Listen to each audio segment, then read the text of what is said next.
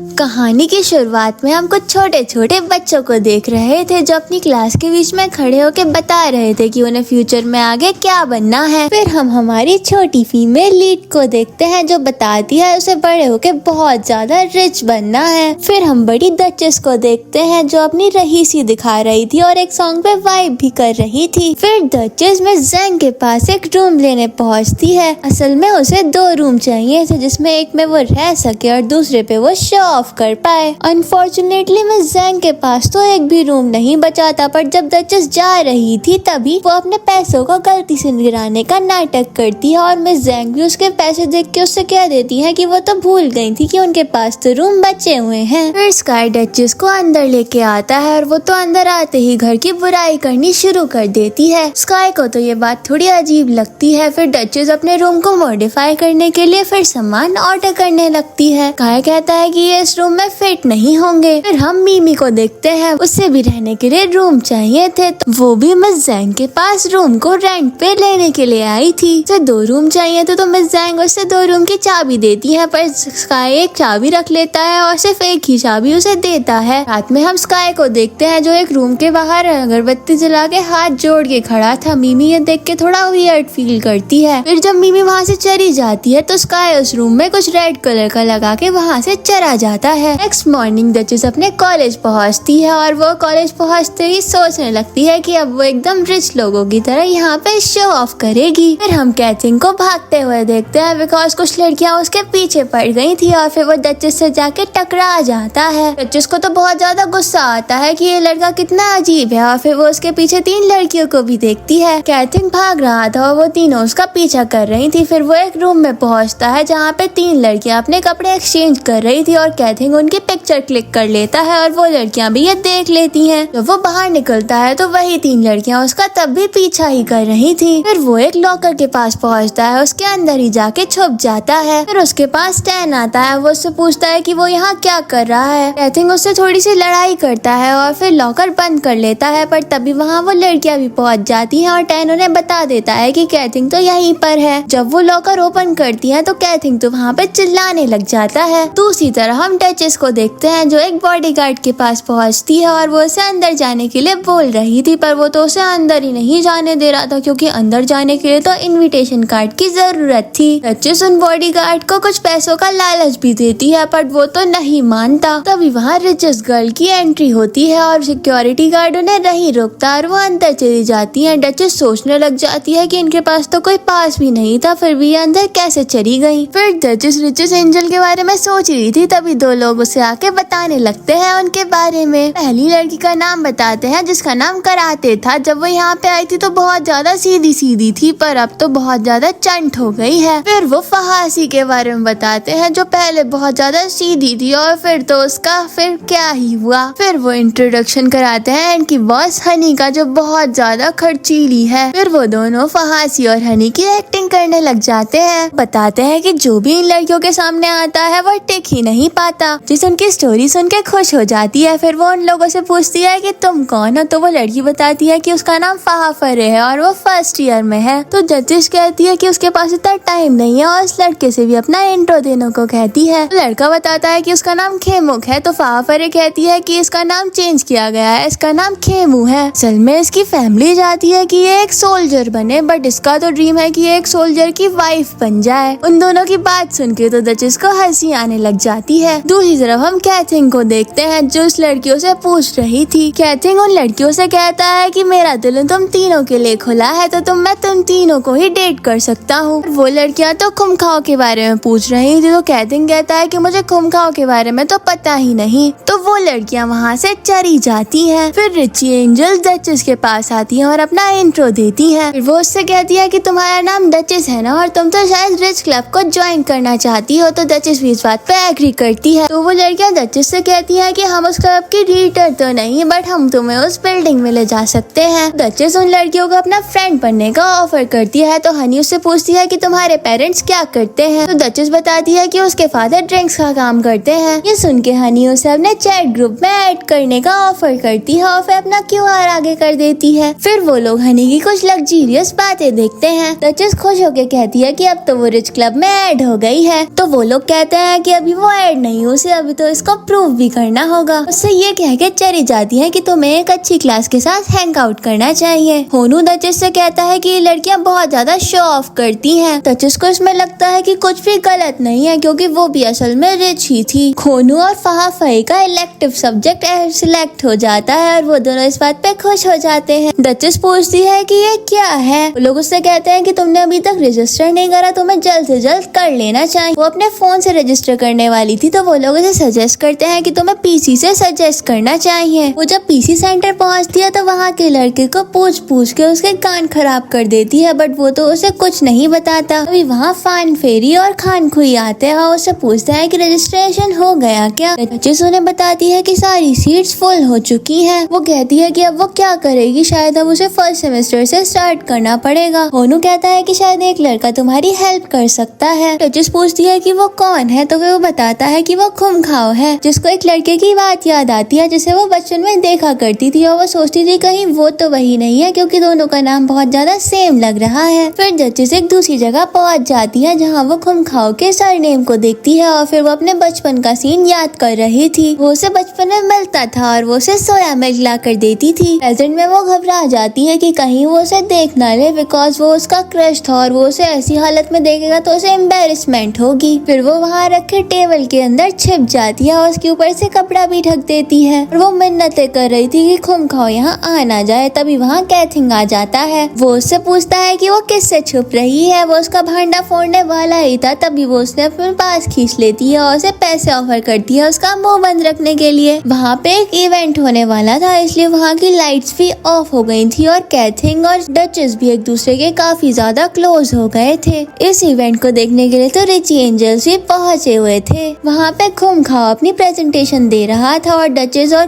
कैथिंग भी वो देखने लगते हैं और डचेस उसे देख के ब्लश कर रही थी। तो कैथिंग उससे पूछता है कि क्या तुम इसको पसंद करती हो और वो उसको टीज करने लग जाता है। तो डचेस उसको फिर से पैसे देके उसका मुंह बंद करती है। फिर वो उस टेबल से निकल जाता है। तो खुमखाओ उससे पूछता है कि तुम यहाँ क्यों छुपे हुए थे। कैथिंग कहता है कि मैं उसके लिए छुपा था जिसके तुम क्रश हो। तो फिर खुमखाओ पूछता है तो वो है कौन। तो कैथिंग उस कपड़े को हटा देता है और डचेस को सब लोग देख लेते हैं और उसका मजाक बनाने लगते हैं। तो डचेस कहती है कि ऐसी कोई भी बात नहीं है, असल में तो उसे इलेक्टिव सब्जेक्ट की बात करनी थी। खुमखाओ उससे कौन से सब्जेक्ट के बारे में पूछता है बट वो कुछ नहीं बोलती और वहाँ से चली जाती है। खुमखाओ उसके जाने के बाद कहता है कि ये क्यूटी कौन थी, मैं तो इसको जरूर ढूंढूंगा। रिची एंजल्स खुमखाओ की बात सुन के बहुत ज्यादा जेलस फील कर रही थी। फिर कैथिंग उससे कहता है कि मैंने आज तुम्हारे लिए 3 लड़कियों को छोड़ा है तो मुझे इसके लिए पैसे दो। फिर हम कैथिंग को स्काई के घर पे देख रहे थे जो फिर वो स्काई से बातें कर रहा था और मैं जैंग से तो फ्लर्ट भी कर रहा था। स्काई उससे कहता है कि एटलीस्ट तुम्हें मेरे फादर की तो रिस्पेक्ट करनी ही चाहिए। तभी डचेस वहाँ आती है और उसे सुनाने लगती है। तो कैथिंग फिर से उसको खुमखाओ का नाम लेके चिढ़ाने लग जाता है और वो उसे टीज करके वहाँ से भाग जाता है और उसके पैसे भी रिटर्न नहीं करता। एक सीन में डचेस अपने अपार्टमेंट से बाहर आ रही थी अपना रजिस्ट्रेशन पूरा करने के लिए। तभी मिमी उसे पीछे से डंगलिंग कह के पुकारती है। डचेस उससे कहती है कि तुम्हें शायद कोई गलत फहमी हुई है और से वो अपने बारे में बताने लगती है। तो मिमी कहती है कि हम सेम ही अपार्टमेंट में रहते हैं। जिस उसको अवॉइड करने के लिए फोन पे बात करने की एक्टिंग करने लगती है। तो मिमी उससे कहती है कि तुम्हारा फोन तो उल्टा है। जिस फिर वहाँ से भागने लगती है और भागते भागते कहती है कि यहाँ पे क्यों रही है और ये बात कैथिंग भी सुन लेता है। फिर हम डचेस को देखते हैं जिसका रजिस्ट्रेशन कंप्लीट हो गया था और वो सोचने लग जाती है कि ये कैसे हो गया। तो फही कहती है कि शायद ये तुम्हारे लिए खुमखाओ ने करा होगा। फही की बात सुनकर डचेस को थोड़ी सी शर्म आ जाती है और फिर वो खुमखाओ के पास उसे थैंक्स करने जाती है। फिर वो उससे उसकी चैट की आईडी भी मांग लेती है और वो उसे वो दे के चला जाता है। डचेस के फ्रेंड ये सब सीन देख के बहुत ज्यादा अजीब फील कर रहे थे। तभी वहाँ कैथिंग आ जाता है। डचेस तो उसका मुंह बंद करने लग जाती है और उसके फ्रेंड्स को ये सब देख के भी अजीब लग रहा था। वो कैथिंग से कहता है कि वो किसी के सामने भी उसे डुंगली ना बोले। उसके बहुत कहने पर भी नहीं मान रहा था। तो फिर वो उसे बताती है कि जब वो छोटी थी तो उसके फादर के फ्रेंड ने उन्हें लूट लिया था और उन्हें बैंकॉक जाके रहना पड़ा और डचेस की फैमिली को खुमखाओ की दादी ने रखा था और उनसे कहा था कि बस वो सोया मिल्क को डिलीवर कर दे। पर डचेस के पेरेंट्स तो बहुत ज्यादा बिजी रहते थे। हम पास का सीन देखते हैं। डंगली का चश्मा टूट गया था और खुमखाओ से वो वापस से रिपेयर करके देता है। यहाँ हम डचेस को डंगली कह रहे हैं। डचेस प्रेजेंट में कहती है कि अब तो वो बिल्कुल चेंज हो गई है, अब तो वो काफी ज्यादा रिच भी है। कैथिंग उसे ब्लैकमेल करने लगता है कि वो ये सब कुछ बात सबको बता देगा। फिर हम कैथिंग को देखते हैं जो डचेस के बहुत सारे खर्चे करवा रहा था उसका सीक्रेट को सीक्रेट रखने के लिए। डचेस उसे कहती है कि तुम कुछ ज्यादा ही कर रहे हो, तो कैथिंग उसका नाम लेके उसे चिढ़ाने लग जाता है। तो फिर वो कहती है कि ठीक है, जो भी करना है वो तुम कर लो। रास्ते में वो डचेस से अपना सामान भी उठवा रहा था, तभी वहाँ पे टैन पहुँच जाता है। टैन डचेस से पूछता है कि तुम उस पे अपने पैसे खर्च कर रही हो, तो फिर डचेस कहती है कि वो बहुत ज्यादा रिच है, वो इवन उस पे भी अपने पैसे खर्च कर सकती है। तो टैन कहता है इसकी कोई जरूरत नहीं है और वहाँ से चला जाता है। टैन की बातों के बीच में डचेस एक मौका देखती है और वहाँ से चली जाती है। कैथिंग को उसको ऐसे देख के बहुत ज्यादा अजीब लग रहा था। हम डचेस को देखते हैं जो बहुत ज्यादा बैड फील कर रही थी कैथिंग को अपनी स्टोरी बताने की वजह से। तभी वहाँ फाहा फेरी और खोनू आते हैं और उससे कहते हैं कि तुम्हारा निकनेम तो शायद डंगली है ना। डचेस तो ये सुन के बहुत ज्यादा शॉक्ड हो जाती है, उनके सामने एक्टिंग करती है कि वो इस सब के बारे में कुछ नहीं जानती, पर उनके इंसिस्ट करने पे उसे भी मानना ही पड़ता है। फिर डचेस को रिची एंजल्स की कॉल आती है और वो मौका देख के वहाँ से निकल जाती है। फिर हम खुनखा और कैथिंग को देखते हैं। कैथिंग उसके लिए नाश्ता लेके आया था और उसे पेमेंट करने को भी कह रहा था क्योंकि उसने उस लड़कियों का दिल तोड़ा था। खुनखा उस बात को थोड़ा थोड़ा टालने लगता है। कैथिंग बताता है कि डचेस ने उसे पर्सनली पे करा है, इसलिए वो उसका सीक्रेट उसे नहीं बताएगा। तो फिर खुनखा बताता है कि उसने आज उसको पर्सनली आके थैंक यू भी बोला था। कैथिंग जैसे ही दूसरी लड़कियों को देखता है तो वो उनके पास अपना नाश्ता लेके चले जाने लगता है। दूसरी तरफ हम रिची एंजल्स को देखते हैं जिन्होंने प्लान बनाया था कि वो मिलके डचेस का मजाक बनाएंगी। तो हासी उनसे क्वेश्चन करती है कि क्या ये ठीक रहेगा। तो हनी कहती है कि क्यों, तुम्हें कोई प्रॉब्लम है क्या। तो फहासी को भी ये बात माननी पड़ती है। डचेस वहाँ पहुँचती है, उससे पहले कि वो कुछ बोलती फहासी और हनी उसे अपने रूल्स बताने लग जाती हैं। उन लोगों को डचेस को गरीब वाला गेटअप पहना के सबके सामने इंट्रोड्यूस करना था, पर डचेस इस बात के लिए मना करती है, बट ये लोग उसकी बातों पे कोई ध्यान नहीं देते। दूसरी तरफ फाहा फेरी और खोनू अपनी बिचिंग में लगे हुए थे, तभी वहाँ डचेस आती है, वो भी गरीबों वाले गेटअप में। वो लोग उससे पूछते हैं कि तुमने ये क्या पहना है। तो फिर डचेस कहती है कि मैंने कहा था ना कि मैं अमीरों के साथ प्रैंक करूंगी, वो भी गरीबों वाला गेटअप बना के। तभी वहाँ रिची गर्ल्स आ जाती हैं और वो डचेस का मजाक बनाने लगती हैं। तो डचेस उनसे गुस्से में कहती है कि तुमने ऐसा क्यों करा। हनी कहती है कि तुम्हें सही में लगता है कि जो स्टूपिड चीजें हमने तुमने को करने को कही थी वो तुम्हें करनी चाहिए थी। फिर वो अपनी स्टूपिड पर्सन वाली लिस्ट निकालती है और कहती है कि इसमें तो तुम्हारा नाम ही नहीं है, तो अब मैं तुम्हें क्या ही बोलूं। डचेस वहाँ से गुस्से में चली जाती है और उसके फ्रेंड भी इन लड़कियों पे गुस्सा करने लगते हैं। फिर हम डचेस को देखते हैं जो बहुत ज्यादा अपसेट बैठी थी। तभी वहाँ कैथिंग आता है, उससे पूछता है कि क्या तुम ठीक हो। वो तो उसे पहचान भी नहीं पा रहा था कि वो डचेस ही है। तो डचेस उसे बताती है कि उसके साथ प्रैंक हुआ है। फिर वो उससे पूछता है कि तुम कौन सी क्लासेस में जा रही थी। वो उसे बताती है कि वो ह्यूमन कम्युनिकेशन में जा रही थी। तो कैथिंग कहता है कि वहाँ तो सिर्फ अमीर लोग ही जाते हैं। फिर वो डचेस को अपनी क्लास में ले जाता है, वो भी उसे घसीटते हुए। डचेस खड़े होके कहती है कि उसे यहाँ नहीं रहना, यहाँ पे कितनी अजीब सी स्मेल आ रही है और यहाँ के स्टूडेंट्स को देख के भी बहुत ज्यादा अजीब सी वाइब्स आती हैं। डचेस एक स्टूडेंट को देख के कहती है कि वो अभी भी स्टूडेंट है। कैथिंग कहता है कि अपनी एज से पहले ही बूढ़ा हो गया है। डचेस वहाँ से भागने लगती है, पर कैथिंग उसे वहीं पे बैठा लेता है। फिर खुनखाओ वहाँ पे आता है, उसे अपना कोट पहना देता है। डचेस उस बात पे गुस्सा करने लगती है, बट जब उसने खुनखाओ की शक्ल देखी तो फिर उसे तो ब्लश करना हो गया। कैथिंग खुनखाओ से कहता है कि तुमने तो कहा था कि तुम आज नहीं आओगे। तो खुनखाओ कहता है कि मैंने मन बदल दिया इस क्यूट लड़की के लिए, जिस तो इस बात पे मुंह बनाने लगती है। तो कैथिंग उससे कहता है कि तुम मुंह क्यों बना रही हो, और उससे जैकेट भी ले लेता है। तो फिर डचेस ऐसे करने लगती है जैसे उसे ठंड लग रही है। तो कैथिंग कहता है कि शायद उसने एक्टिंग क्लासेस भी ली हैं, और फिर उसका अप्रूवल भी एक्सेप्ट हो जाता है, जिससे वो बहुत ज्यादा खुश हो गई थी। तभी हम फाहा फेरी को देखते हैं जो कॉल पे बात कर रही थी, और फिर वहाँ डचेस आ जाती है खुनखाओ की शर्ट पहन के, और वो शर्ट को दिखा के शो ऑफ कर रही थी। डचेस ने डिसाइड कर लिया था कि अब वो उन लड़कियों से अपना रिवेंज लेगी, जिसके फ्रेंड कहते हैं कि वो भी उसकी हेल्प करेंगे। हम रिची गर्ल्स को देखते हैं। हनी कहती है कि वो रिच क्लब में अपने आप को और बेहतर बनाएगी, और फिर वो खुनखाओ को भी अप्रोच करेगी। हासी भी ट्राई करना चाहती थी, पर हनी उसे मना कर देती है। वो उससे कहती है कि वो बॉदर ना करे क्योंकि वो उसकी चिंता करती है। दूसरी तरफ डचेस को खोनू ज्ञान दे रहा था ताकि वो रिच क्लब में हारे ना, और डचेस अपने आप को एक रिपोर्टर के रूप में इमेजिन करती है। तो खोनू उससे कहता है कि तुम पागल होगा, तुम्हें ये नहीं करना, और फिर वो एक वीडियो के बारे में सोचने लगता है। फाहा फेरी को ये सब कुछ ठीक नहीं लग रहा था। फिर ये तीनों एक दूसरे को देख के ऐसे मुंह बना रहे थे जैसे इन लोगों को एक दूसरे के थॉट्स पता चल रहे हो, बट एक्चुअली तो ये तीनों सब कुछ अलग अलग ही सोचे जा रहे थे। दूसरी तरफ कैथिंग स्काई को मॉस्किटो रैकेट से मार रहा था क्योंकि वो पढ़ाई करते टाइम सो रहा था। तभी वहाँ डचेस आ जाती है उनमें से किसी को हायर करने के लिए, पर कैथिंग उसे ये करने नहीं देता। डचेस बताती है कि उसे रिच क्लब में ऐड होने के लिए एक लड़के की जरूरत होगी। कैथिंग कहता है कि फिर से ये सब बकवास क्लब, और डचेस तो उसे कैसे भी करके यहाँ से ले जाना चाहती थी। वो मान ही नहीं रहा था तो वो उसे बहुत सारे पैसे देके वहाँ से चली जाती है। फिर डचेस गरीब लोगों को सोया मिल्क बांट रही थी, जिसे खोनू और फहा फेरी भी रिकॉर्ड कर रहे थे, और अब उन्हें लग रहा था कि अब तो डचेस रिच क्लब में ऐड हो ही जाएगी। अभी वहाँ कैथिंग आ जाता है और उसे वहाँ से हटने को कहता है, और फिर डचेस खुनखाओ को देख के छुपने लगती है। तभी वहाँ खुनखाओ आता है और उससे कहता है कि तुम किससे छुप रही हो। तो डचेस नॉर्मल होके कहती है कि मैं किसी से नहीं छुप रही, बस आज धूप थोड़ी ज्यादा है। वो उससे पूछती है कि वैसे तुम यहाँ क्यों आए हो। तो फिर वो बताता है कि मैं यहाँ कैथिंग को बुलाने के लिए पहुँचा हूँ। कहता है कि मुझे पता है कि वो तुम्हारी हेल्प कर रहा है, तुम चाहो तो मैं भी तुम्हारी हेल्प कर सकता हूँ। तो डचेस कहती है कि इस सब की कोई जरूरत नहीं है। फिर खुनखाओ से पूछता है कि वैसे यहाँ पे क्या क्या ऑप्शन है। डचेस उसे सब कुछ देने के चक्कर में अपना हाथ जला लेती है। खुनखाओ उसका हाथ पकड़ लेता है और कैथिंग, खोनू और फान फेरी से कहता है कि तुम दोनों इसका हाथ वॉश नहीं करवा सकते, और वो खान खोई को वहाँ से भेज देता है। खुनखाओ कैथिंग से कहता है कि वो सही में बहुत ज्यादा क्यूट और अच्छी है। तो फिर कैथिंग कहता है कि नहीं, तुम गलत सोच रहे हो। दूसरी तरफ डचेस खुनखाओ के हाथ को टच करने की वजह से बहुत ज्यादा खुश थी, और इस बात से कैथिंग बिल्कुल भी खुश नहीं था। फिर डचेस देखती है कि उसके तो सिर्फ 3 ही फॉलोअर्स गेन हुए हैं। सिर्फ वो और उसके फ्रेंड बहुत ज्यादा सैड हो जाते हैं। तो खोनू कहता है लगता है ये इस वजह से हो रहा है क्योंकि तुमने अपनी आईडी का नाम डचेस रखा है। वो लोग देखते हैं कि हनी के तो बहुत सारे फॉलोअर्स थे, उसके तो 500K फॉलोअर्स थे। ये देख के तो वो लोग बहुत ज्यादा शॉक्ड हो गए थे। फिर वो लोग सोचने लग जाते हैं कि ऐसा कौन है जो उन्हें फॉलोअर्स गेन करने में हेल्प कर सकता है। फिर हम एक नोंग नाम की लड़की को देखते हैं जिसको कैथिंग देखता है और उसे पढ़ाने के लिए ऑफर करने लगता है, पर नोंग तो उसे मना कर रही थी। अभी वहाँ डचेस आती है और उससे पूछती है कि क्या वो उसे एक फेवर दे सकता है। तो फिर कैथिंग कहता है कि तुम्हें तो हमेशा हेल्प की जरूरत पड़ती है। जिस उससे पूछती है कि क्या वो उसकी सोशल मीडिया में फॉलोअर्स गेन करने में हेल्प करेगा। तो कैथिंग उसको साफ मना कर देता है। तो डचेस उसे पैसे ऑफर करती है, बट वो नहीं मानता और चुपचाप जाने लगता है। डचेस उसे कहती है कि तो वो खुनखाओ से कह देगी क्योंकि वो तो उससे बहुत ज्यादा टैलेंटेड भी है। तो फिर कैथिंग कहता है कि रहने दो, मुझे ही बताओ मैं तुम्हारी क्या हेल्प करूं। तो डचेस उसे बताती है कि उसे 3 मिलियन फॉलोअर्स चाहिए। हम रात का सीन देखते हैं। कैथिंग कंप्यूटर लैब में सारे के सारे कंप्यूटर्स में डचेस का अकाउंट ओपन करके था। टैन उससे कहता है कि वो उसकी कंप्लेन करेगा। इतने में ही वहाँ खुनखाओ भी आ जाता है। वो उससे पूछता है कि वो क्या कर रहा है। वो डचेस की फोटो देख के कहता है कि अब तुम ये मत कहना कि तुम उसको लाइक करते हो। तो कैथिंग कहता है कि ऐसी कोई बात नहीं है। फिर खुनखाओ बार बार मिल्क पीने की कोशिश कर रहा था, पर टैन उसे पीने ही नहीं देता। फिर टैन वहाँ से चला जाता है और कैथिंग कहता है कि तुम जिसे रिपोर्ट करना चाहो उसे कर सकते हो। नेक्स्ट डे डचेस देखती है कि उसके 5 लाख फॉलोअर्स हो गए थे। वो लोग इसको सेलिब्रेट करने के बारे में सोचते हैं, और फहा फेरी सोच रही थी कि वो ये सब सोशल मीडिया पे अपलोड करेगी। जब वो सोशल मीडिया ओपन करती है तो वो देखती है कि उसके बॉयफ्रेंड ने तो किसी और लड़की के साथ फोटो अपलोड करी है। फहा फेरी अपने बॉयफ्रेंड को कॉल लगाने की भी कोशिश करती है, बट वो तो कॉल पिक ही नहीं करता। और फिर उसे पता चलता है कि उसके बॉयफ्रेंड ने तो उसे चीट करा है। डचेस उससे शांत रहने को कहती है, और अब डचेस के 7 लाख फॉलोअर्स हो गए थे। तो खुशी से पागल हो रही थी, बट दूसरी तरफ फहा फेरी तो सैड सॉन्ग गा रही थी। फिर डचेस और खोनू स्पा में जाने की सोचते हैं, और फहा फेरी को जो बंदा स्पा में मसाज दे रहा था वो उसके ऊपर लाइन मारने की भी कोशिश कर रहा था, और खोनू के साथ भी ऐसा ही हो रहा था। और दूसरी तरफ डचेस तो अपने रूम में जाके सो गई थी। वो दोनों उसे मैसेज भी कर रहे थे, वो तो अपनी नींद में ही मगन थी। वहाँ मसाज करने वाला आता है, वो उससे पूछता है कि क्या आपको स्पेशल सर्विस चाहिए। तो डचेस इस बात पे एग्री कहती है। तो वो बंदा अपने कपड़े खोलने लगता है। तो फिर डचेस उससे कहती है कि तुम ये क्या कर रहे हो। तो वो बंदा कहता है कि तुम ही ने तो कहा था कि तुम्हें स्पेशल सर्विस चाहिए। डचेस के फ्रेंड ने पुलिस को कॉल कर दी थी, तो पुलिस भी वहाँ पे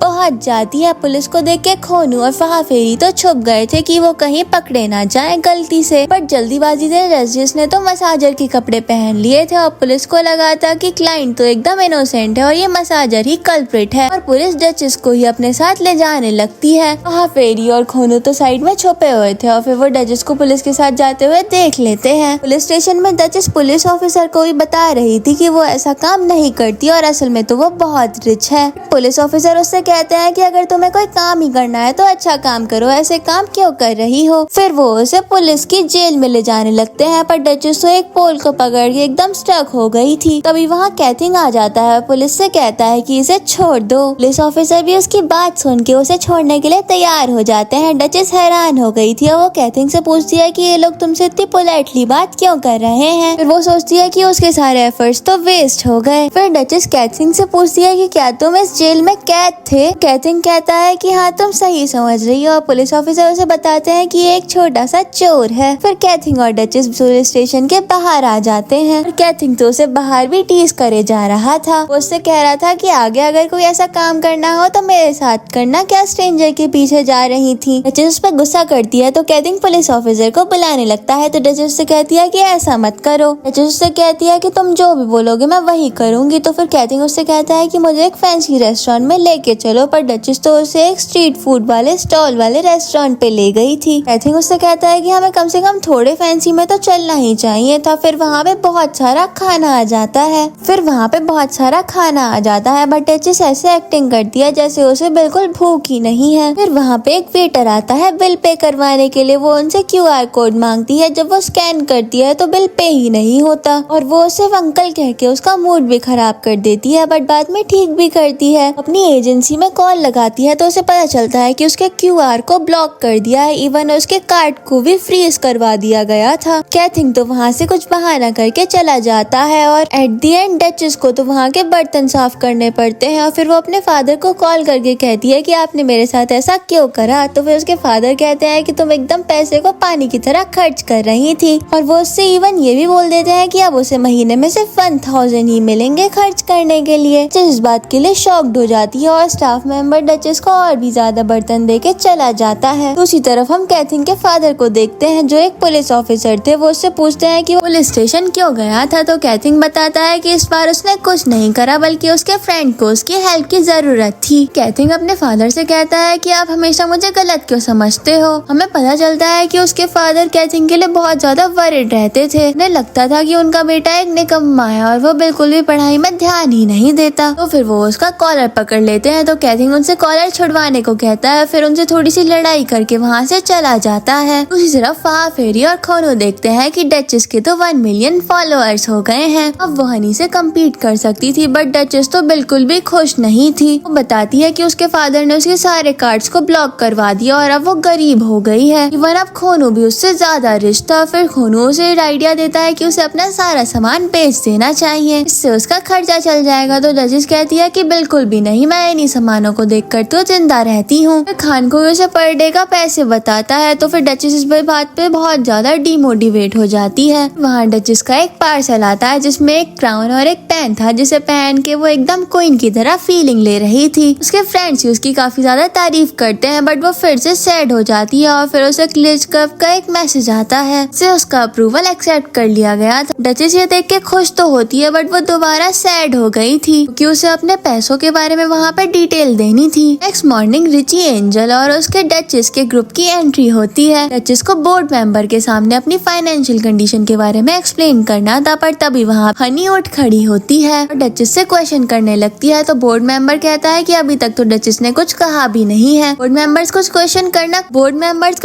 करना शुरू ही करते हैं, पर इतने में ही हनी अपने ऑब्जेक्शन शुरू कर देती है। तो बोर्ड मेंबर उससे कहते हैं कि अगर तुम चुप नहीं रही तो फिर कुछ अच्छा नहीं होगा तुम्हारे लिए। वो उससे ये भी कह देते हैं अगर तुम ज्यादा ऑब्जेक्शन दिखाओगी तो मैं गार्ड्स को बुलवा के यहाँ से तुम्हें बाहर भी निकलवा सकता हूँ। फिर डचेस अपनी फैमिली की फाइनेंशियल कंडीशन के बारे में बताने लगती है। वो लोग तो उसकी फाइनेंशियल कंडीशन देख के एकदम शॉक्ड हो गए थे। फिर वो उसे बैंक बैलेंस दिखाने को कहते हैं। तो डचेस कहती है कि अभी उसके पास रिकॉर्ड नहीं है, क्या वो उसे बाद में दिखा सकती है। वो लोग तो उसे बहुत ज्यादा फोर्स करते हैं कि उसे अपना बैंक बैलेंस अभी ही दिखाना होगा। तो डचेस तो वहाँ पे बेहोश होने की एक्टिंग करने लग जाती है कि उसे अपने आप को इस कंडीशन से बचाना था। फिर हम डचेस को उसके रूम में देखते हैं। वो सोच रही थी कि वो आज तो इस कंडीशन से बच गई, बट आगे उसका क्या होगा। काउस उसकी फाइनेंशियल रिकॉर्ड को दिखाने के लिए सिर्फ और सिर्फ 7 डेज ही बचे थे। फिर उसे सोच सोच के भूख लगने लग जाती है। वो अपने फ्रिज में चेक करती है तो उसमें तो बस क्रीम ही क्रीम थी। और फिर वो उसे टेस्ट करती है और फिर अपना फेस वॉश करने चली जाती है। वो सोच रही थी कि वो 1000 में अपने मंथ का खर्चा कैसे ही करेगी। वो थोड़ा चेक करती है और उसे कुछ कॉइन्स के रूप में पैसे मिलते हैं। वो उन्हें देख के खुश भी होती है, बट दोबारा से रोने लग जाती है। फिर वो वॉशिंग मशीन में कपड़ों कपड़ों में भी पैसे ढूंढने लग जाती है। तभी वहाँ पे मिस जैंग कुछ खाने को ला रही थी और फिर उसे उसकी खुशबू आ जाती है। उसकी स्मेल से तो उसके मुंह में पानी आ गए थे और वो इतनी ज्यादा डेस्परेट हो गई थी कि वो तो वॉशिंग मशीन में ही गिर जाती है। वहाँ कैथिंग आता है, उसे बचाता है और उससे कहता है कि तुम ये क्या कर रही हो। जिस उससे कहती है कि वो बहुत भूखी है और वो कैथिंग को एक शेफ के रूप में इमेजिन करने लग जाती है। फिर वो उसे बाइट करने लग जाती है और कैथिंग बेचारा तो दर्द के मारे चिल्ला रहा था। फिर वो मिस जैंग के यहाँ पे इतना सारा खाना खा रही थी जैसे अगर उसने खाना रोका तो उससे कोई छीन लेगा। कैथिंग उससे कहता है कि कोई भी तुम्हारा खाना चुरा के नहीं लेके जाएगा। डचेस फिर मिस जैंग से और भी ज्यादा खाना मांगने लगती है तो कैथिंग उससे कहता है कि चलो मैं तुम्हें कुछ स्नैक्स दिलवा के लाता हूँ। डचेस उसे मना करती है तो फिर वो उसे डंगली कह के चिढ़ाता है और कहता है कि मैं तुम्हारा सीक्रेट सबके सामने रिवील कर दूंगा। डचेस को उसके साथ जाना ही पड़ता है। वो उसे अपने स्कूटर पे ले जा रहा था तो डचेस कहती है कि वो स्कूटर पे तो बिल्कुल भी नहीं जाएगी। तो फिर वो उसको फिर से धमकी देता है कि वो उसका सीक्रेट सबको बता देगा। फिर वो डचेस से पूछता है कि तुम्हारे पैसे खत्म हो गए हैं ना। तो फिर वो कहती है कि ऐसा तो बिल्कुल भी नहीं है। तो कैथिंग कहता है कि मैं सब कुछ जानता हूँ, मुझे पता चल जाता है कि तुम कब झूठ बोल रही हो। तुम्हारी आंखें घूमने लग जाती हैं और तुम अपने लिप्स को लिक करती हो। वो बताती है कि उसके फादर ने ज्यादा खर्च करने पे उसके सारे के सारे कार्ड्स ब्लॉक करवा दिए हैं। तो वो उसे कुछ पैसे निकाल के देने लग जाता है। तो डचेस से कहती है कि तुमने कहीं रॉबरी करी है क्या। तो फिर वो उसे बताता है कि ये सारे तुम्हारे ही पैसे हैं। इस टाइम डचेस को तो कैथिंग में एक मनी गॉड नजर आ रहा था और डचेस कैथिंग को हक करके कहती है कि मुझे तो लगा था कि तुम बहुत बुरे हो पर तुम तो बहुत ज्यादा अच्छे हो, कहीं मुझे तुमसे प्यार ही ना हो जाए। कैथिंग तो बहुत ज्यादा खुश था पर वो उसे हटा के कहता है कि ऐसा कभी मत करना। तो डचेस उसे एक फ्लाइंग किस दे देती है। दूसरी तरफ हम रिची एंजल्स को देखते हैं जिसे हनी को बहुत ज्यादा बुरा लग रहा था कि डचेस उस ग्रुप में कैसे आ गई। हनी कराटे से उसके भाई की हेल्प लेने को कह रही थी। कराटे उसे मना करती है और कहती है कि उसे टेंशन लेने की कोई जरूरत नहीं है क्योंकि अभी तो उसकी फाइनेंशियल रिकॉर्ड भी सामने नहीं आई है। तो हनी कहती है कि शायद वो कुछ ना कुछ तो छुपा रही है। वो कुछ इन्फॉर्मेशन इकट्ठा करने लगती है और उन्हें पता चलता है कि पहले तो डचेस किसी छोटे से एरिया में रहती थी। ये छोटी सी इन्फॉर्मेशन भी उसकी इमेज को खराब करने के लिए बहुत ज्यादा इम्पोर्टेंट रोल प्ले कर सकती है। दूसरी तरफ हम कॉलेज में डचेस को देखते हैं जिसके पास कैथिंग के दिए हुए पैसे भी काफी नहीं थे ब्रिज क्लब में अपने आप को शो करने के लिए। तो खोमू उसे एक फेक अकाउंट का आइडिया देता है और फिर वो दोनों से चिढ़ाने लगते हैं कि क्या बात है, आजकल तो तुम्हारी हेल्प कैथिंग भी कर रहा है। फिर वहाँ खुमखाओ आता है और उससे कहता है कि हमारी क्लास का टाइम आ गया है। तो खोमू उससे कहता है कि अभी डचेस बहुत ज्यादा परेशान है। डचेस भी कहती है कि उसका एक पैर अभी कुएं में है, उसके पास बिल्कुल भी पैसे नहीं बचे हैं। खुमखाओ उससे पूछता है कि क्या अभी तुम्हारे पास पैसे नहीं बचे। खोमू और फाफेरी उसे इशारा कर रहे थे कि उसे खुमखाओ से हेल्प लेनी चाहिए।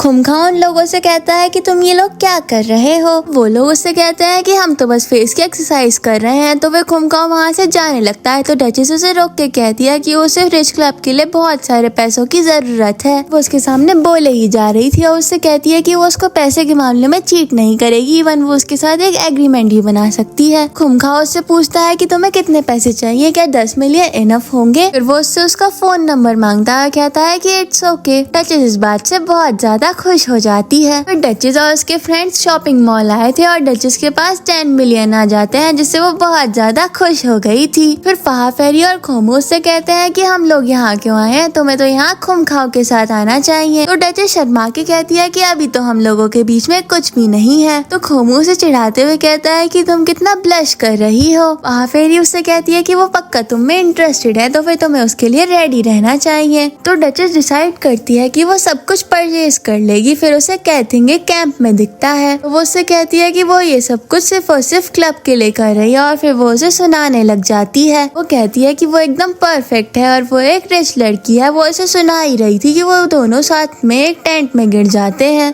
जब कॉन्शियस होती है तो फिर कैथिंग उससे कहता है कि खुमखाओ तुम में बिल्कुल भी इंटरेस्टेड नहीं है और फिर उन दोनों में लड़ाई होने लग गई। कैथिंग उससे कहता है कि अगर तुम ज्यादा बोलोगी तो मैं तुम्हें किस कर लूंगा। दूसरी तरफ डचेस के फ्रेंड्स कह रहे थे कि ये लोग क्या कर रहे हैं। फिर डचेस वहाँ से गुस्से में निकल जाती है। फिर हम कैथिंग और खुमखाओ को देखते हैं जिन्हें कैंपिंग पे जाना था और कैथिंग थोड़ा जल्दी आ गया था। फिर हम डचेस और उसके फ्रेंड को देखते हैं और खुमखाओ उसकी लगेज उठाने में हेल्प करता है। कैथिंग इस बात पे बहुत ज्यादा गुस्सा हो रहा था। वहाँ फेरी कैथिंग को देख के बहुत ज्यादा फ्लैट हो जाती है और उससे कहती है कि ये तो मेरे टाइप का है और फिर वो उसे अपना लगेज उठवाती है और उसे ना चाहते हुए भी उसका लगेज उठाना ही पड़ता है। फिर खुमखाओ और डचेस साथ में बैठे हुए थे बट तभी कैथिंग उनके बीच में आके बैठ जाता है तो डचेस से कहती है कि तुम्हें कोई और सीट नहीं मिली क्या? तो कैथिंग कहता है कि मैं तो यहीं बैठूंगा बिकॉज खुमखाओ तो मेरा बेस्ट फ्रेंड है। डचेस उससे कहती है कि तुम्हें फहा फेरी के पास बैठना चाहिए। खुमखाओ कैथिंग से कहता है कि तुम्हें जहाँ बैठना है तुम वहाँ बैठ जाओ। फिर बेचारी डचेस तो कैथिंग के साथ बैठ के बहुत ज्यादा अनकंफर्टेबल हो रही थी। दूसरी तरफ हम रिची एंजल्स को देखते हैं जो मैप की हेल्प लेके डचेस के पुराने घर की तरफ पहुँचते हैं बिकॉज वो कैसे भी करके उसके खिलाफ एविडेंस निकालना चाहते थे। दूसरी तरफ खुमखाओ और कैथिंग वहाँ पे कैंप सेट कर रहे थे। खुमखाओ कैथिंग से कहता है कि कितनी अच्छी हवा चल रही है तो कैथिंग कहता है कि बिल्कुल बेकार चीज है ये। खुमखाओ कैथिंग से कहता है कि शायद मैं डचेस को लाइक करता हूँ और कैथिंग तो बस उसे देखता ही रहता है। असल में ये बात ज्यादा कैथिंग को पसंद ही नहीं आती। दूसरी तरफ हम रिची एंजल्स को देखते हैं। हनी के शूज में तो कीचड़ लग गई थी और वो उसे साफ करने के लिए एक टिश्यू ढूंढ रही थी। अभी वहाँ पे वो एक आदमी को देखते हैं जो उन्हें दिखने में बहुत ज्यादा स्कैरी लग रहा था। तभी हनी की शील भी टूट जाती है और वो फहासी की शील जबरदस्ती उतार के उससे पहनने लग जाती है और हनी तो वहाँ से अपनी फ्रेंड के साथ चली जाती है और वो बंदा फहासी के पास जाता है तो वो तो डर के चिल्लाती है और वहाँ से भाग जाती है। वो बंदा कहता है कि मैं तो बस यहाँ पे टिश्यू देने आया था, इन लोगों को क्या हो गया। नेक्स्ट सीन में फहासी हनी के पास पूछती है, वो उससे उसका हाल तक नहीं पूछती और उससे ये पूछती है कि वो बंदा अभी भी हमारा पीछा कर रहा है क्या? तो फहासी उसे मना करती है और फिर वो लोग फहासी की एक बात नहीं सुनते और वहाँ से आगे बढ़ जाते हैं। फिर वो लड़कियाँ कुछ लड़कों के पास पहुँचती हैं। वो दोनों बहुत ज्यादा बदतमीज किस्म के थे और उनसे भी बहुत ज्यादा बदतमीजी से पेश आ रहे थे। वो लड़कियाँ उन दोनों लड़कों से डचेस के बारे में पूछती हैं तो फिर वो कहते हैं कि हाँ हम तुम्हें बता देंगे पर तुम्हें एक ड्रिंक के एक शॉट्स लेने पड़ेंगे। फहासी और हनी तो पहले पी लेते हैं पर कराते नहीं पीती। वो उसको भी थोड़ा इंसिस्ट करने के बाद उसे भी वो ड्रिंक पीनी ही पड़ती है बट कराते तो ड्रिंक पी के एकदम हैंगओवर में चली गई थी और वो फहासी और हनी के कहने पर भी नहीं रुकती।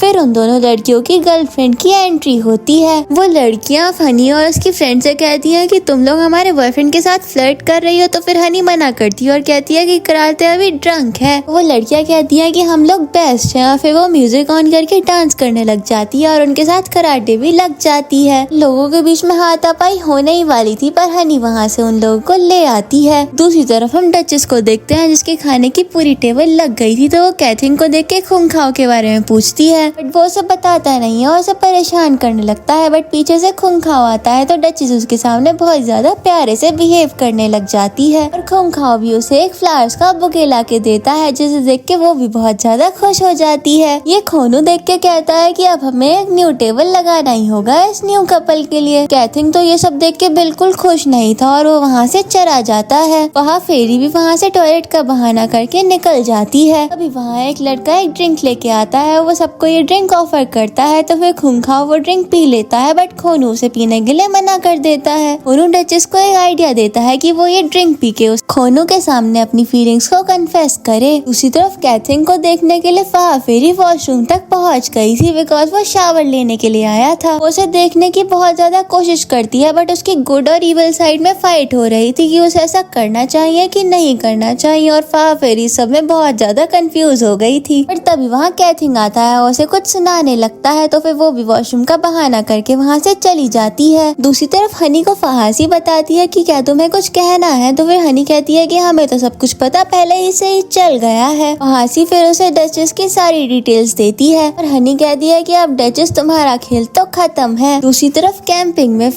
डचेस के फ्रेंड्स बहुत ज्यादा एंजॉय कर रहे थे और खुमखाओ और डचेस तो साथ में कुछ काम कर रहे थे। खुमखाओ डचेस से पूछता है कि तुम्हें यहाँ पे कैसा लग रहा है तो डचेस बताती है कि वो यहाँ बहुत ज्यादा एंजॉय कर रही है। फिर वो उससे पूछता है कि क्या तुम पहले भी ऐसे कैंप पे आई हो तो फिर वो कहती है कि बिल्कुल भी नहीं। उसके डैड तो उस सब के लिए उसे परमिशन ही नहीं देते थे। अभी उनके बीच में कैथिंग आ जाता है क्योंकि उन्हें उन दोनों का साथ बिल्कुल भी अच्छा नहीं लग रहा था। डचेस को वो आज कुछ ज्यादा हैंडसम लग रहा था और फिर वो सोच रही थी कि आज इतना हैंडसम क्यों लग रहा है। दूसरी तरफ डचेस के फ्रेंड ने डांस करते करते एक मशाल चला दी थी और मधुमक्खी के छत्ते में आग लगा दी जिससे बहुत सारी हनी बीज डचेस बाहर निकल आई। ये सब देख के वो सब लोग भागने लगते हैं और फिर वहाँ पे खूंखाओ आता है और कैथिंग तो डचेस को अपने एक कैंप में खींच लेता है। कैथिंग उससे पूछता है कि तुम ठीक हो ना, तो फिर वो कहती है कि मैं तो ठीक हूँ, तुम तो ठीक हो ना, तो फिर वो भी कहता है कि हाँ मैं भी ठीक हूँ। फिर कैथिंग पूछता है कि वो उसे ऐसा क्यों देख रही है, तो फिर वो उसे देखते देखते स्माइल करने लग जाती है। फिर वो अचानक से घबरा के उसकी गोदी में बैठ जाती है। फिर हम ख्योनू और फाफेरी को एक कैंप में बैठे हुए देखते हैं, पर तभी वहाँ पू भी आ जाता है और उसे फाफेरी बहुत ज्यादा अट्रैक्टिव लग रही थी और वो उसे किस करने वाला था। तो खोनू पू को उसे दूर करता है, कहता है कि तुम्हें मेरी लड़की से थोड़ा दूर ही रहना चाहिए। खोनू और फाफेरी एक अलग कैंप में आ जाते हैं और खोनू को भी फाफेरी में एक सुंदर लड़की दिखती है और वो उसे किस करने जा रहा था, तो फाफेरी उसे मार के हटा देती है। दूसरी तरफ हम डचेस और कैथिंग को देखते हैं। डचेस कैथिंग के पास आ जाती है और उसे किस कर देती है और कहती है कि तुम आज बहुत ज्यादा अट्रैक्टिव लग रहे हो। कैथिंग उससे पूछता है कि तुम ठीक हो ना, तो वो कहती है कि हाँ वो बिल्कुल ठीक है। तभी वहाँ कुमखाओ आता है, वो पूछता है कि डचेस ठीक है ना, फिर वो उसको देख के वहाँ से निकल जाता है। एक सीन में हम कैथिंग को देखते हैं और उसका लिप सूज गया था। कुमखाओ भी उसके साथ ही बैठा था और वो पूछता है कि तुम लोगों ने अंदर क्या करा, तो फिर कैथिंग कहता है कि तुम मेरे ऊपर ट्रस्ट करो, हमने कुछ भी नहीं करा। नेक्स्ट मॉर्निंग कैथिंग ब्रश कर रहा था और लास्ट नाइट वाले किस के बारे में भी सोचे ही जा रहा था। अभी वहाँ डचेस आती है और कैथिंग उसे एज यूजुअल चढ़ाने लग जाता है। तो फिर डचेस उसे पूछती है कि तुम्हें क्या हुआ है,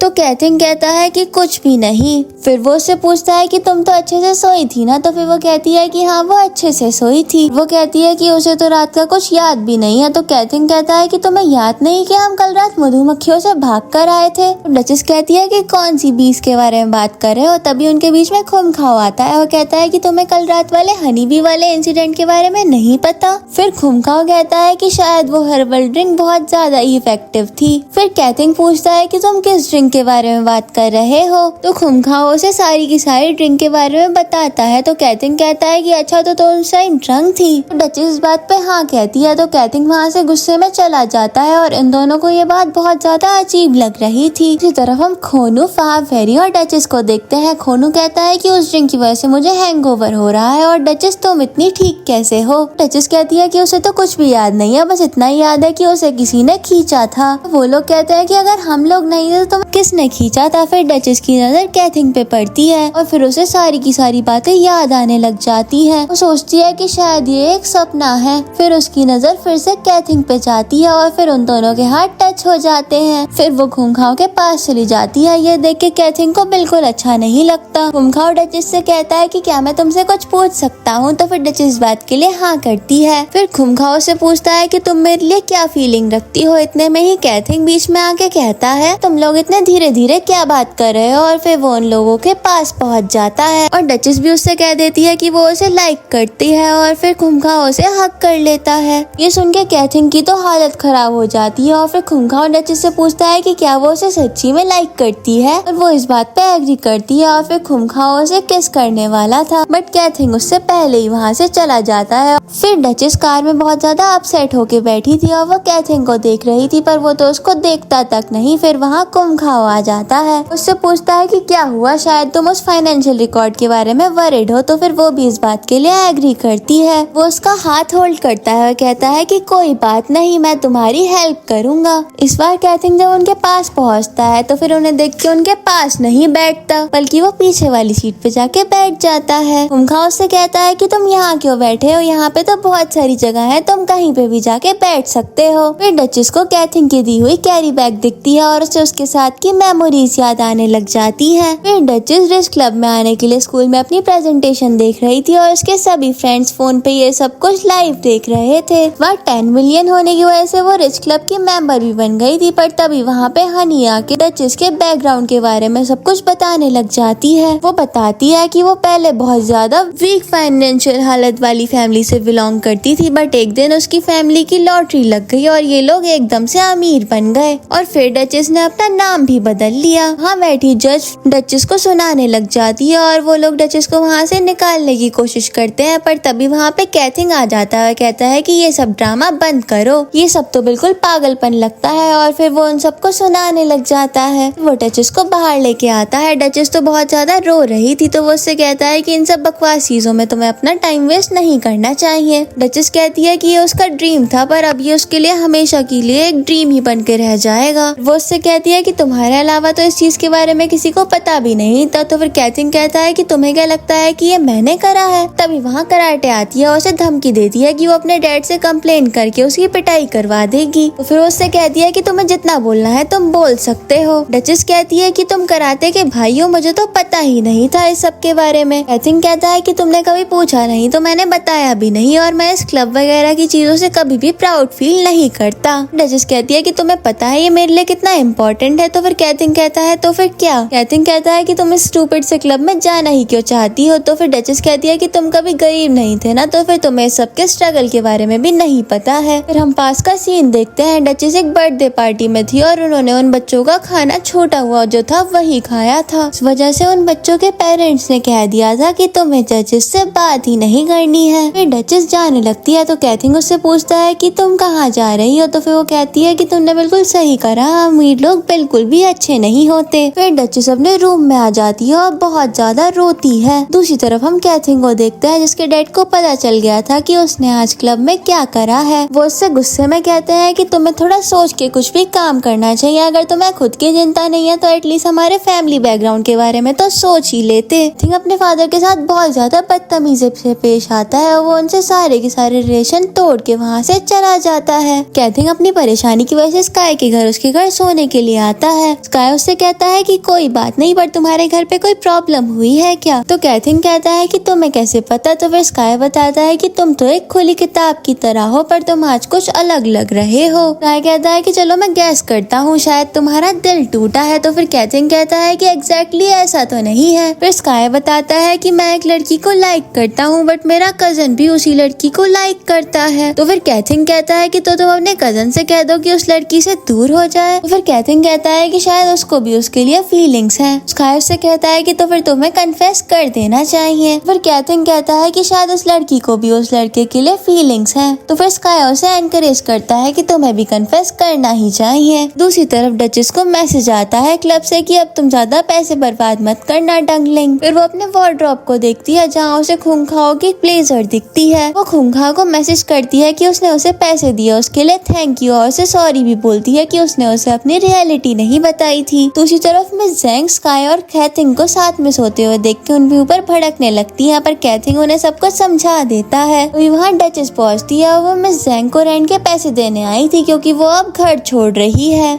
कैथिंग को डचेस के पीछे जाने को कहता है, पर डचेस वो पीछे जाता है तो वो उससे कह देती है कि उसे उससे कोई बात नहीं करनी। कैथिंग कहता है कि तुमने कहा था ना कि मैं तुम्हें समझ नहीं सकता क्योंकि मैं शुरू से ही अमीर हूँ, इसलिए मैंने अपनी फैमिली से सारे रिलेशन तोड़ दिए हैं और मैं अपने स्कूटर पे सिर्फ कुछ कपड़े ही लेके आया हूँ। डचेस उससे कहती है कि क्या तुम पागल हो, और फिर वो उससे कुछ नहीं कह पाता और वो वहाँ से चली जाती है। फिर कैथिंग भी वहाँ से जा ही रहा था, फिर मिस जैंग उसे आके परेशान करने लग जाती है। फिर कैथिंग खूंखाओ को देखता है, वो स्काई से बताता है कि वो उसका कजन है। वो उसके पास अंदर जाना चाहता था, पर मिस जैंग उसे वहाँ पे जाने ही नहीं देती और वो कैसे भी करके कैथिंग को अपने घर से बाहर निकाल देती है। कैथिंग जब बाहर आता है तो वो एक लेडी की ड्रेस सूखते हुए देखता है और उसे एक आइडिया आता है। दूसरी तरफ डचेस अपना लगेज पैक कर रही थी, पर तभी उसका घर नॉक होता है और वहाँ पे खूंखाओ आया था। डचेस खूंखाओ को देख के हैरान हो जाती है और वो अपना डोर बंद कर देती है। खूंखाओ उससे कहता है कि उसे सब कुछ पता चल गया है, बट वो उसे फील कर सकता है कि उसे कितना बुरा लग रहा होगा, और उसे डचेस का मैसेज भी मिला था। दूसरी तरफ मिस जैंग अपने बेटे स्काई से कहती है कि क्या कैथिंग अभी चला गया होगा।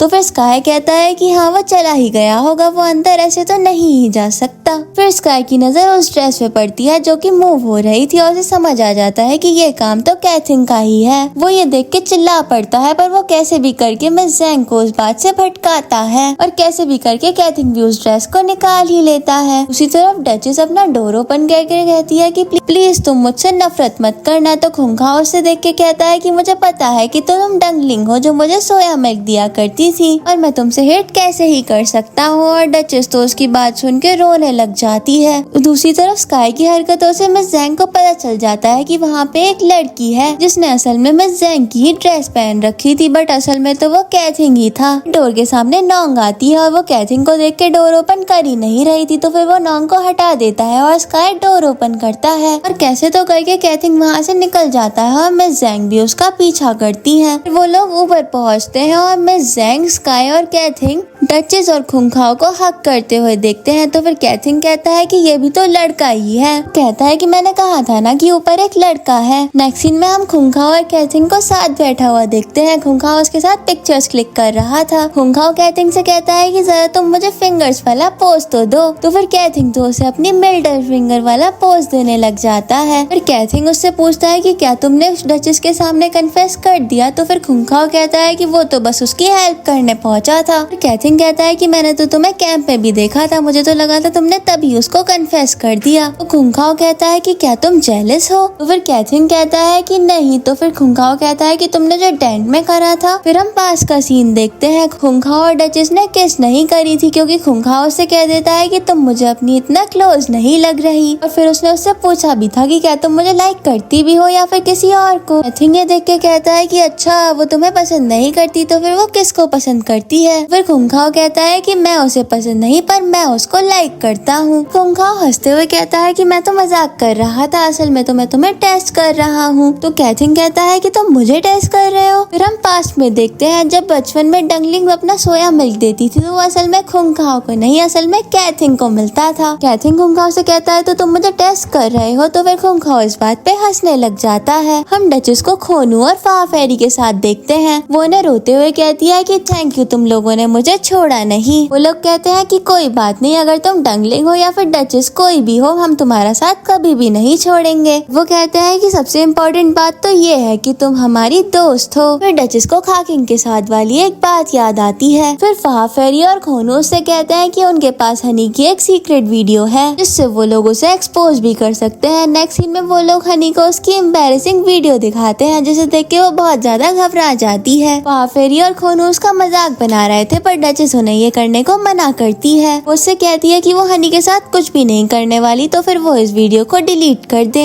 वो दोनों से पूछते हैं कि वो ऐसा क्यों कर रही है। तो फिर डचेस कहती है कि किसी को हर्ट करके उसे कुछ नहीं मिलने वाला। उन दोनों को तो डचेस में एक गॉडेस नजर आ रही थी। दूसरी तरफ रिच क्लब में हनी अपनी स्पीच देने वाली थी बट तभी सबके फोन में वही एम्बैरेसिंग वीडियो पहुंच जाती है जिसमें हनी अपने नेल्स को काट के जो भी उसके पैर के थे उन्हें स्मेल कर रही थी और बहुत ज्यादा सेटिस्फाइड भी फील करती है। हनी कहती है कि ये कोई और है या फिर ये AI जनरेटेड या फिर एडिटेड वीडियो है बट हनी की तो बात कोई भी नहीं सुनता। वो पूछती है कि ये वीडियो किसने सेंड करी तो सब लोग बताते हैं कि डचेस ने। नेक्स्ट सीन में हनी डचेस के पास पहुंचती है और उसके ऊपर वाटर डाल देती है और वो वहाँ पे वायलेंस शुरू कर देती है और डचेस को एक थप्पड़ भी मार देती है। पर तभी वहाँ कैथिंग आ जाता है और उसके लिए स्टैंड लेता है जिसे देख के फाफेरी और खोनू हनी को मारने लग जाते हैं। फिर वहाँ फहासी आती है और कहती है कि इसे मारो, मैं भी चाहती हूँ इसकी थोड़ी और पिटाई हो। फहासी कहती है कि तुम्हें तो लोगों को गिराना बहुत ज्यादा अच्छा लगता है ना। तो हनी कहती है कि अच्छा तुमने वो वीडियो रिलीज करी थी। तो फहासी कहती है कि अरे तुम तो बहुत ज्यादा स्मार्ट हो। फिर हमें पता चलता है कि वीडियो और किसी ने नहीं, फहासी ने ही रिकॉर्ड करी थी। और फिर वो कहती है कि वो इसी दिन का वेट कर रही थी इतने लंबे टाइम से और हनी तो यहाँ रहना डिजर्व भी नहीं करती। फहासी का ये बिहेवियर देख के सब लोग काफी ज्यादा हैरान थे। नेक्स्ट सीन में हम मीमिन को देखते हैं जो डचेस को सब कुछ बताने वाली थी कि जो इसको खुंखाओ समझती थी वो तो असल में कैथिंग है बट कैथिंग उसे कुछ बताने ही नहीं देता और उसके मुंह पे हाथ रख लेता है। उसी तरफ हम हनी को रोते हुए देखते हैं जिसे खुंखाओ देख लेता है। वो रोती हुई लड़कियों को कंट्रोल जरूर करता था क्योंकि वो उन्हें रोते हुए देख ही नहीं सकता था और हनी खुंखाओ को अपने पास देख के खुश हो जाती है। फिर कैथिंग जूस लेने पहुंचता है जहाँ पे टैन भी था तो फिर वो उसे अपनी डचेस की स्टोरी सुना देता है। वो उससे पूछता है कि अगर मेरी जगह तुम होते तो तुम क्या करते। तो फिर टैन कहता है कि वो तो कुछ भी नहीं करता। तो फिर कैथिंग उसे फिर से समझाता है तो टैन उसे एडवाइस करता है कि वो उसे सब कुछ बता दे। टैन की ये एडवाइस सुन के कैथिंग उसके हाथ पे किस करता है और वहाँ से चला जाता है। फिर कैथिंग खोनू और फानफेरी के पास जाता है, उनसे पूछता है कि डचेस कहाँ पे है। फिर वो लोग उसे बता देते हैं कि डचेस तो चेंजिंग रूम में है और फिर वो लोग भी कैथिंग का पीछा कर रहे थे। चेंजिंग रूम में डचेस चेंज कर रही थी और वो कैथिंग को वहाँ पे देख के उसे जाने को कहती है। वो नहीं जाता तो फिर वो उसे उसका फेस टर्न करने को कहती है। अपना फेस टर्न करके कहता है कि उसे पहले लगता था कि डचेस उसके टाइप की ही नहीं है। पहले मुझे लगता था कि तुम बिल्कुल प्रिटी नहीं हो, तुम्हारे लुक्स बिल्कुल भी अट्रैक्टिव ही नहीं है, बट अब मुझे लगता है कि तुम बहुत ज्यादा प्रिटी हो और मेरे ही टाइप की हो। डचेस कहती है कि तो तुम कहना क्या चाहते हो? तो कैथिन कहता है कि हाँ, हम बचपन में मिले थे, तुम्हें तो याद भी नहीं होगा क्योंकि तुम्हें तो लगता था कि मैं खूंखार हूँ। असल में खूंखार उस टाइम पे बहुत ज्यादा फेमस था, पर वो तो अब्रॉड जा चुका था और मैं उसकी जगह इस खूंखार बन के तुम्हारे सामने प्रिटेंड कर रहा था और मैंने ही तुम्हें वो ग्लासेस भी दिलवाए थे। डचेस कहती है कि उसने उसे पहले क्यों नहीं बताया? तो फिर कैथिन कहता है कि पहले वो उसे परेशान करना चाहता था, बट अब बिल्कुल भी नहीं। डचेस पूछती है कि तो क्या तुम्हें मुझ पर क्रश था? फिर कैथिन कहता है कि तुम बचपन में बहुत ज्यादा प्रिटी थी। और फिर कैथिन डचेस से पूछ ही लेता है कि क्या वो उसे पसंद करती है, पर डचेस तो उसे परेशान करने के मूड में थी। फिर डचेस अपने फ्रेंड्स को भी वहाँ पे देखती है और कैथिन फिर डचेस को हक करके अपनी फीलिंग्स कन्फेस करने लग जाता है और वो भी उसकी फीलिंग्स की रिस्पेक्ट करती है और उसकी बात पे एग्री कर देती है और उन दोनों का रिलेशनशिप स्टार्ट हो जाता है और इस सीन के साथ ये ड्रामा एंड हो जाता है।